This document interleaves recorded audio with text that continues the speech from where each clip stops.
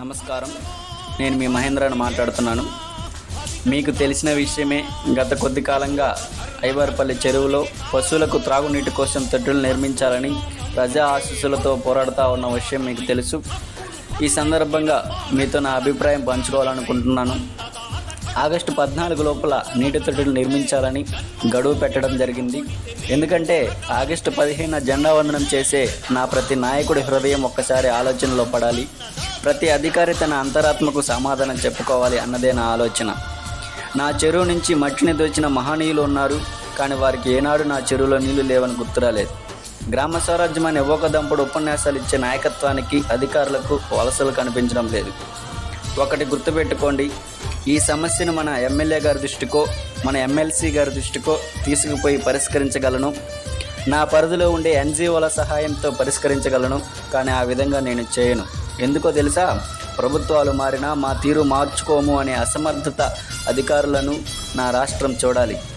మన గౌరవ మంత్రివర్యులు అచ్చెన్నాయుడు గారు చెప్పే పసుపు బిళ్ళల టోకెన్లు మా వలేటివారిపాలెం మండలం ఆర్థిక వ్యవస్థలో చల్లవని నా రాష్ట్రానికి తెలియజేయాలి.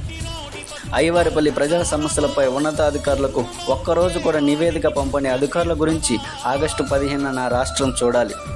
వలేటివారిపాలెం మండలంలో బ్యూరోక్రసీని నడిపించలేని నాయకత్వాన్ని ఆగస్టు 15 నా రాష్ట్రం చూడాలి.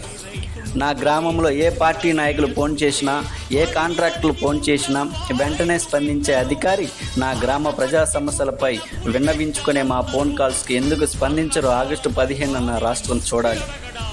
నా మండలం పరిస్థితి చూస్తే గతంలోనూ ప్రస్తుతము ఏమాత్రం మార్పులు లేకపోవడం నా గుండెను కలిచివేసింది. ప్రజల వద్దకే పాలన అనేది మహనీయుల మాట అయితే, ప్రజా సమస్యలు నాకు తెలియదు అనేది నా మండలం నినాదంగా నేను భావిస్తున్నా. ఒక్కటి మాత్రం గుర్తుపెట్టుకోండి, గర్వంగా చెప్తున్నా, ఐ యామ్ ఎన్ ఇండియన్. చివరి శ్వాస వరకు ప్రజాసేవ చేస్తూ నా గడ్డపై తుది శ్వాస విడిచి నా దేశ జెండా కప్పుకుంటా.